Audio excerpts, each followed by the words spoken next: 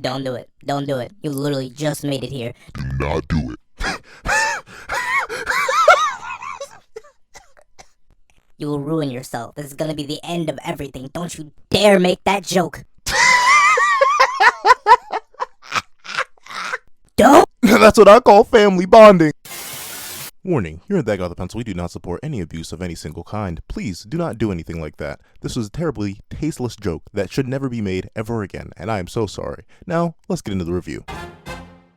Before I have this review of Chapter 26 of Four Into the Apocalypse, please do me a favor and leave your own thoughts on the chapter in the comment section down below. Leave a like and subscribe if you haven't already. Also, make sure you hit that little notification bell so you don't miss out on any videos that come to the channel. Now, let's get into it. What's up, guys? I got the pencil here. Here we are to review Chapter 26 of Four Into the Apocalypse, known as Uncle and Nephew. And honestly, this chapter, I like it a lot more than last chapter. I'm not necessarily sure why, because the last chapter had a lot more world building and it had a lot more like dynamic space, but I think the specific nature of this chapter and like the extra information it gave us really made me like it, even if I do prefer some aspects of last chapter. But enough of like being super general, let's hop into the review itself. So we open up with this thing that makes you want to teleport to Japan myself, grab Nakaba by the shoulders, and shake him until he tells me who Sin is. Because here's the thing, you don't do this. You don't. Unless, if Sin was an entirely original character, you do not go out of your way to have this man right here, this called Sylvan a man, but I guess he is a man, he is a male horse, but still, there's no way you go out of your way to have Sylvan say, well, I never did think he was no, oh my god, I never did think he was no normal fox, but I had no idea you were really, boom, like, bro, if this isn't Bond or Lancelot or whoever the theory is, gosh darn it, bro, like, Nakaba, I'm just sad at this point. Like, just tell me. Like, I'm itching. I'm feeding. It's no longer the forest friends that's annoying me. It's not like Sin's being indirect here, but you're literally just plot conveniencing us out of it. And why would Sylvan, I know exactly why Sin would tell Sylvan. Because Sylvan can't snitch. There's not a single person that understands horse in this group. You better hope Percival don't develop that power on the low and then say, hey, who's Bond? And then everyone figures it out. But regardless of that, man, I'm just so annoyed, bro. Like the thing is, I know Nakaba sees me. He's like specifically poking us original Seven Deadly Sins fans. Because here's the thing. If you did not read original Seven Deadly Sins and you're like pulling what Nakaba said and just like reading Four Nights because you saw it on the internet one day, it was like, oh, this is kind of cool, or saw it in your local manga shop, then fine, that's good. This doesn't really matter to you. But as a fiend, as an original Seven Deadly Sins fan, this is like digging nails into my mind. Like the crazy theory guy is me right now, because like it's gotta be Bond though, because why would Sylvan know of Lancelot? No one should know of Lancelot. That has to be Bond in like fox form. Why? I don't know. But then again, he says, I never saw babysitting kids on the road be so painful. Bring them back to your kingdom. Now, like, Bond technically, but no, he has his own fairy kingdom now, so this doesn't necessarily make sense. I have no idea who Sin is. Maybe Sin is just a purgatory beast. If Sin is just a purgatory beast and this is a red herring, I'd be perfectly fine with that, because you can technically take it one of two ways. You can either take it that Bond is Sin, or like any other character that we know, or maybe not even know, just some random character is Sin, and Sin is actually some human who's transformed into a fox, or some being or other race, who knows. Or you can take it as he's not a normal fox, instead he's a purgatory beast, and those things are strange. To put it lightly, the things are strange. And honestly, if Nakaba goes with the purgatory beast route, perfectly fine with that. Honestly, be fine with it if Sin was just an original character who happened to be stronger than he looked, because look at Wild. Wild solos the 10 Commandments, and he's just some random purgatory beast. So I wouldn't be shocked if Sin, out the clutch, one day was just like, oh, by the way, I'm also super duper strong and I did it myself. Like, if Sin walks up with the Infinity Gauntlet one day, perfectly fine with that. But enough of that. I'm focusing so much on one page when we have to move on. And the thing is, we get to see that Anne won like all of the money back. And I guess it's all silver, but who knows? Maybe that's enough to buy a fully furnished house. And golly, that's super expensive. Like, I didn't put it in perspective that much last chapter review, but to buy an entire house fully furnished, like, I'm not sure how big houses are, or like how big that house is supposed to be, but shoot, a whole house of 10 gold pieces? Slide me 10 gold pieces. Golly, I need me a whole house. But regardless of that, we do get to see why Anne got all this extra money, because admittedly, I thought there was going to be more. And technically there is in this chapter. Nakaba just doesn't use Anne to reveal it. He uses Nasians. So I got, you ain't slick here, bro. Or at least slick last chapter. But we get to see that, oh my, Anne used Percival. She pulled out the big red button. That man destroyed everybody, washed them all, easily, bro. Like, not a single, there's literally dents in the wall. Percival killed somebody. I know Percival completely murdered a man, bro. Like, you can tell there ain't no way you slam somebody head first. One that dude is literally broken in half. Percival, you menace, and he's grinning the entire way. Like, this, we've been saying it for a while now, but if this ain't Kid Goku, I don't know what Kid Goku is. But regardless of that, we do get to see that we're back with Hauser, Donnie, and Nosians, aka a character I really like from last series, a character who like half the time I want to kick out of this current series, and best boy, which is Nosians. However, we do get to see that we're sort of like building up, like, this chapter has one of the most like solid in terms of 19 pages of chapter, this is one of the most solid, like, contained stories Nakaba has written. Because there's build-up all throughout this chapter, which leads directly into the climax. I think that's very, very good. Nakaba is like, I think he heard about all the story complaints, so just like, hold on. You don't need me to flex my narrative chops real quick? I got y'all. Because he's going dummy with this story.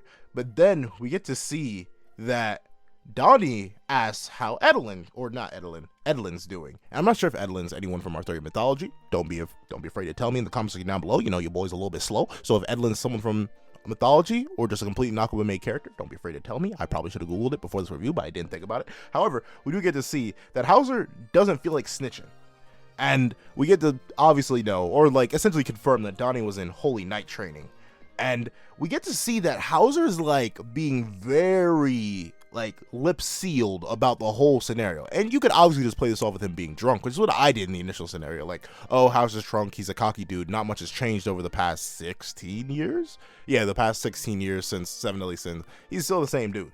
He just has a little bit of stubble. However, we do get to see how this is recontextualized instantaneously by, yo, Nosians is best boy. Like, if Nosians isn't your favorite character right next to Pelgar, we gotta have a talk. Because I respect your opinion, because it's okay to have the wrong one. But regardless of that, we do get to see that Nosians is already like, Nosians really is the whole Batman, bro. He's like, oh no? Well, I think I have an idea of why. And he takes a sip of his milk, bro. Like, so wow, this milk kind of busted, and I love it. Oh, also, I love the little details that Nakaba throws all throughout this chapter. Like, way back in the first page, one of the other horses in the stable that Sylvan's being kept at calls Sylvan Tubby. Like, there's just so many little things in the chapter. I love this chapter. This may be like straight up one of my favorite, if not my favorite, chapter of Fortnite so far. Now that I think about it, if I'm really going into that. And we get to see that Donnie's like, yo, Nosians, you really figured out the entire plot of the whole chapter already? And the thing is, Hauser's like, Nani desu ka, because he instantly grabs the dragon handle.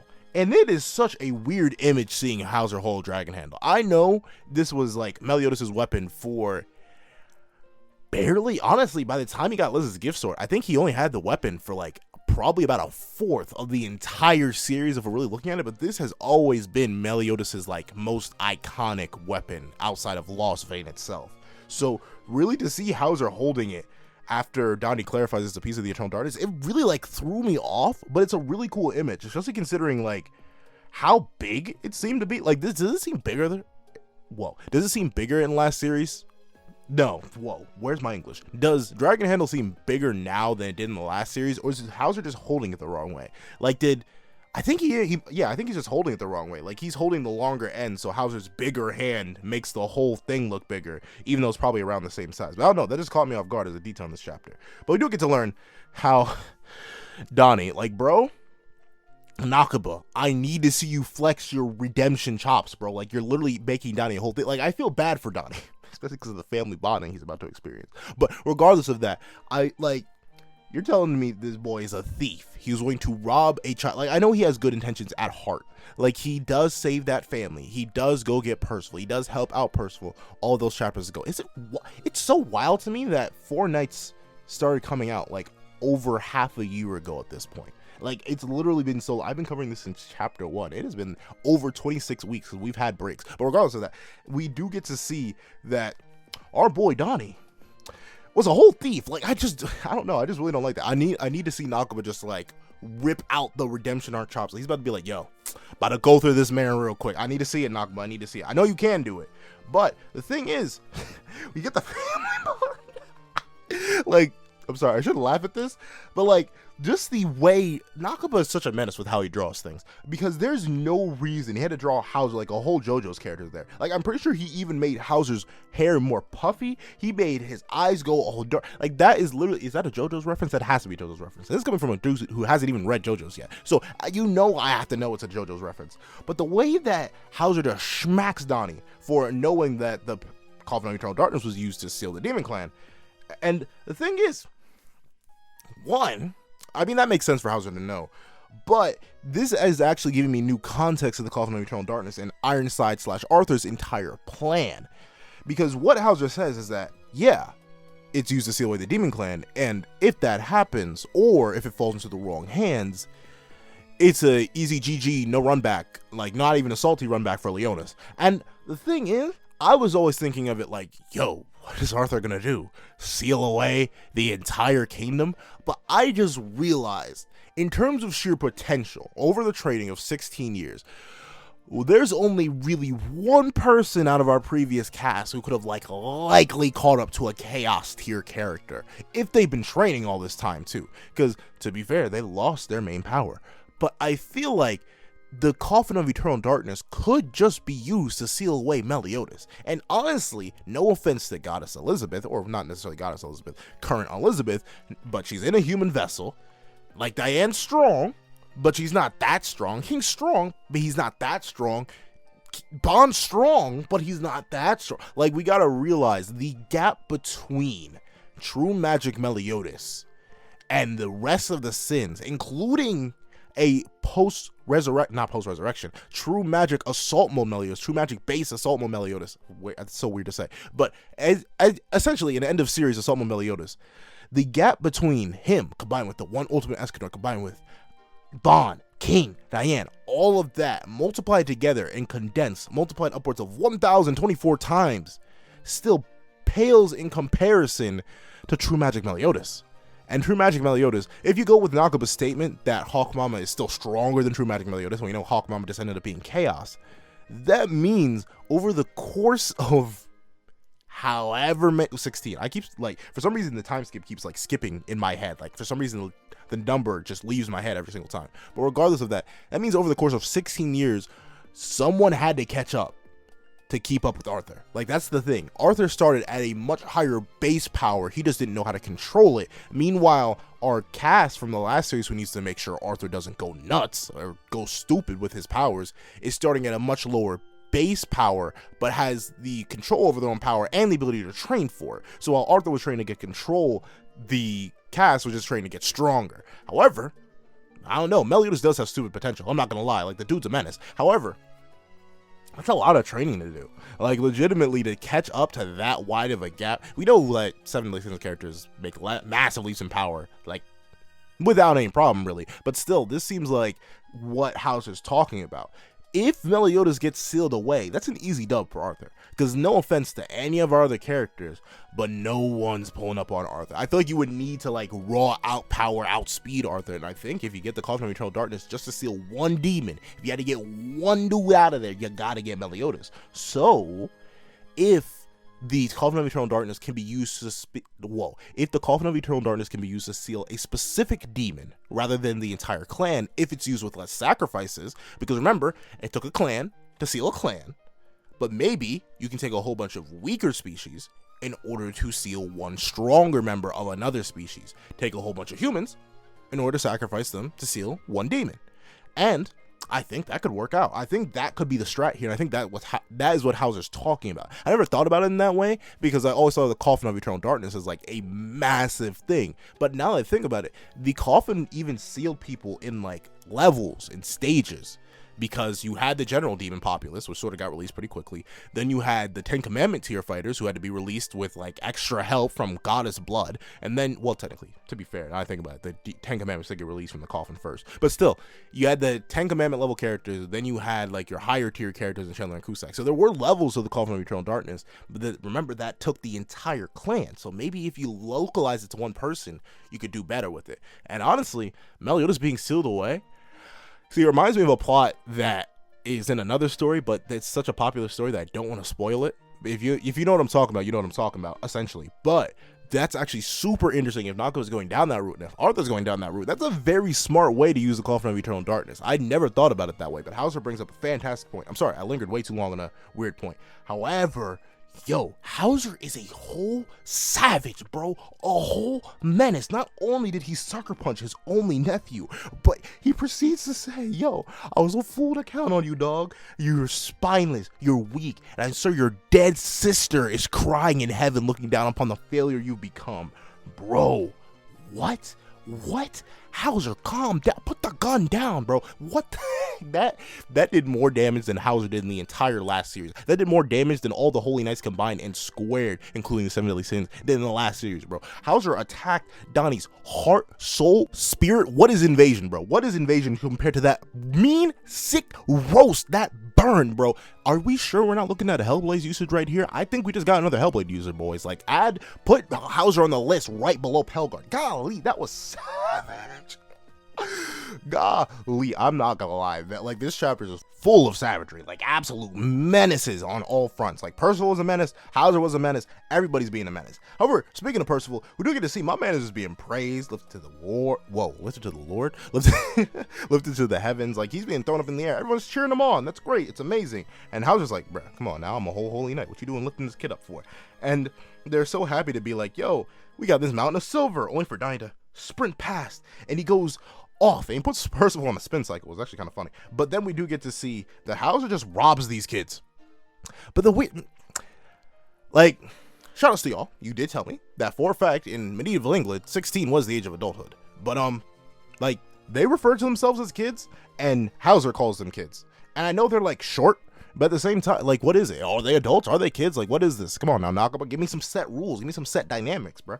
However, we do get to see that Hauser is like, once he hears that they're playing across Mount Dalflare, my apologies, he laughs at them like, come on now, you're fodder. And then, like, best boy Nasians turns on whole menace mode, bro. Like, not gonna lie, everyone's a menace in this chapter. Like, there ain't no Anne's a menace, Percival's a menace, Sin's a menace, Sylvan's a menace. Everyone's menacing this chapter except for Donnie, because Donnie's whack. But regardless, everyone's just going full savage mode. Golly, I just thought about that. However, we get to see, yo, Nasians threatens.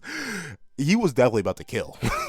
If Hauser was in Nasians' like power range, I think Nasians would have straight up committed the whole murder right there.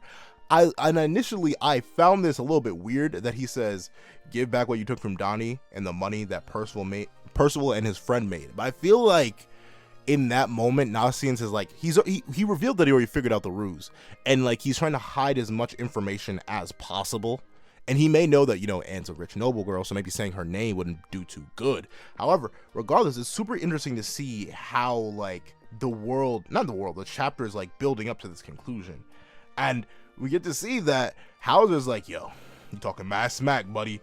And then we get to see, honestly, I was full on ready to turn the page after Percival gets angry at Hauser, because I thought we were about to get Percival versus Hauser, bro. And if Hauser got washed, I would have laughed my head off. But regardless of that, we do get to see that they're all fighting. But then again, once again, Hauser calls them kids. But I guess Percival especially looks like a real kid, so I wouldn't be shocked about that. I'm not too shocked about that. But then Nasians is like, man, yo, Nasians really is the G this chapter, bro. He's like, I know a way we can settle this, bro. And then we get the first demon liquor. Nagaba, you ain't slick. Nagaba, you ain't slick. Did Meliodas make that? Yo. Oh, you know what? I just got like super sad, bro. But like it's a sad in a good way. Like imagine if Meliodas and Zeldris like went back to where they. Oh no! Imagine if Zeldris was like, "Hey, Meliodas, come with me," and like they go back to that cave that Cusack made Zeldris the Demon King in, and they just found the remains of their masters there, just rotting away. And like as an homage to their masters, they went and made this demon. Made this like liquor in homage to their masters. Like I know this is just meant to be a funny joke because it's a super strong liquor, ha ha ha, the original demon. But like the sad implications of this, boundless, bro. Like like last week I joked about like Hawk having, you know, he's getting some sauce up in the world. You know, he got his own merch and stuff like that. But in actuality, like seeing this original demon liquor, it's kind of like, wow. It kind of hurt. And to be fair, I wasn't even the biggest fans of Chandler and Cusack, but I just like their potential as like the two masters of the two brothers. So I think I think that's really, really cool. But enough of like getting distracted by random details in this chapter. We do get to see that instead of fighting Hauser, they're just gonna have a drinking contest with him, and Nasians just downs the entire thing. However, I do think this just has to do with Poison Mixer. Like, we know Broski's whole ability just has to do with him negating the effect. Not necessarily. That's the weird thing, though, because like I remember when Nasians was first introduced, the thing was he was testing his drugs on other beings. Because he did actually, you know what? I feel like that could be like a condition of his ability. Like, he can negate the effects of any poison he intakes as long as he knows the type of reactions it'll give to him. If he can control the reactions, or not necessarily control what in that poison will like affect him in a certain way, then I could bet he can control it if he intakes it himself. However, he won't be able to control it if he has no idea what this poison's going to do to him. If he has no idea what it does, he can't control any of it. However, if he has absolute idea what it's going to do, which he knows what liquor would do, it just make you drunk. So I feel like you could maybe negate or ignore the effects. Or maybe he's literally just like stopping it somewhere. Like, he's probably just like collecting it in some pouch, I don't know, in his body. I have no idea. But I feel like this is specifically just a use of his ability just to get Hauser even more drunk. And we get to see that it's kind of working. And I love like this sort of like low, the thing is, it is very, very subtle now that I look back throughout the chapter, because like the town seems very like not too ominous. It seems like just a fun town of people. However, Nasians starts pointing out the details. He's like, yo, come here, both of you. Well, and the thing is, I love how he's like trying to be serious, Batman, Nasians, detective mode. But you can see from the first panel, they're just cheering him on in a drinking contest. Like, they don't even care about what's going on anymore. But Nasians is like, yo, if I take this potato chip and if I take this original demon and drink it, I can tell by the way that all these people are acting, the type of crests that were shown on the armor, both within the forge and everywhere else, the different types of items at all the same price. Everything seems to be fenced. This doesn't seem to be a logical thing for a town to have, especially with all the custom-made orders here. I believe this is a town overrun by bandits. However, please do not reveal this to anybody else. This is just a theory, and I've yet to prove it. However, I'm going to use this holy night to... But then by the time he realizes what's going on, he just sees both of his friends are drunk. And I guess like the ominous nature of the town is that everyone seems so uniformly happy. Like, this doesn't seem like something that's organic. But to be fair, a lot of the Seven Deadly Sins, like, this would work better if the towns of Seven Deadly Sins were portrayed as more realistic. But to be fair, they always seem to have one uniform style. But that's about it. It's not like Nagalo could take the time to develop them. So for this chapter, this is a very good twist to have. And we get to see that all this happiness is like, now that Nasians has figured it out and both of his friends have passed out, the truth has been revealed. And the thing is, we get to see that Hauser is like at least somewhat still in control, because I'm assuming the person talking here is him, like on this final page. He's like, you got a sharp mind, you know that? Too bad you noticed a little too late. And we get to see that for a moment, I'm not gonna lie, when Hauser said that, for a moment I thought he was like, oh, Hauser, you really betrayed the Holy Knights, huh? But no, it's just revealed that you came all this way to this backwater for some reason. R&R never hit me as a word I'd ever hear out of like the Seven Deadly Sins world. Like, for some reason, rest and relaxation, the acronym, I just never was ready to hear that. However, we get to see that it's him, Edlin. And not gonna lie, this kind of didn't hit for me, mainly because I know, at least by what the level of these bandits seem to be. Like, these all seem like regular human people. None of them are exhibiting magic. They're just all sneering and glaring. One dude's really licking his lips awkwardly. But other than that, this just seems to be a regular like gang of mooks. One of them has really sharp teeth for some reason. However, we do get to see that this is just like a regular group of people. And even a drunk Hauser should body bag these people. So I don't really feel a tension for like the safety of our two awake characters. I feel like even Nasians could like run the fade. All he needs to do is just throw his poison around, especially if he has like any like numbing. If he uses the paralytic poison that he did on Ironside, all these people are down for the count. Probably even Edlin himself, considering he has no idea about Nasian's powers. But if Hauser just takes this seriously, it's light work too. Like, I'm not gonna lie, unless Edlin's super strong, like this super strong secret apprentice that managed to take over this horde of bandits through his strength alone, and he rivals even the Holy Knights, the top tier Holy Knight captain of Leonis, Big Papa Hauser, then I don't really see like any way for our game to lose. It is a very cool way to end the chapter, especially considering this is like the parallel between the successful apprentice and the failure of an apprentice. But obviously the success is warped and the failure is warped. So I'm not even mad. I really like this chapter. This may just be flat out my favorite chapter of 4 the Apocalypse we've had so far. Because in comparison to all the stuff we've had before, I love the like self-contained story in this chapter. I love how it feeds into the wider scale of the narrative. I love how it recontextualizes the narrative for me. I love how Hauser's written in here.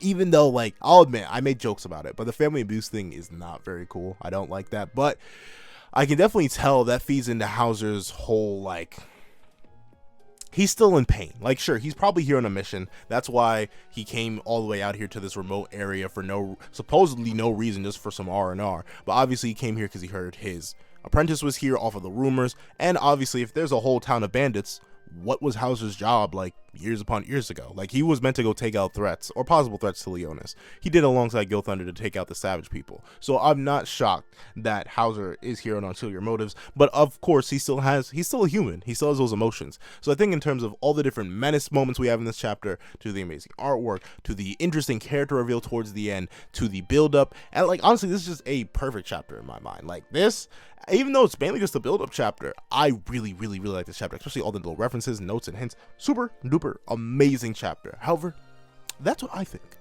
Please tell me, what do I think is gonna happen next week? I think we may get like a little bit of build up between like Edlin and Hauser, and maybe like flashback, maybe do a 3-way flashback between Hauser, Donnie, and Edlin. We may even get to see like some of Hauser and Donnie's family. Like, we may get to see this sister that we never heard about from last series that Hauser apparently had, and we're probably gonna see a little bit of Donnie's sister that apparently also existed but also died, I guess. Like, there's so much stuff that get mentioned in this chapter that's super duper cool and interesting, but we just didn't get to see from last series. But we're probably gonna get a lot of that next chapter. I don't think we're gonna hop into the big bad fight just yet. I feel like that'll be chapter 28, not 27.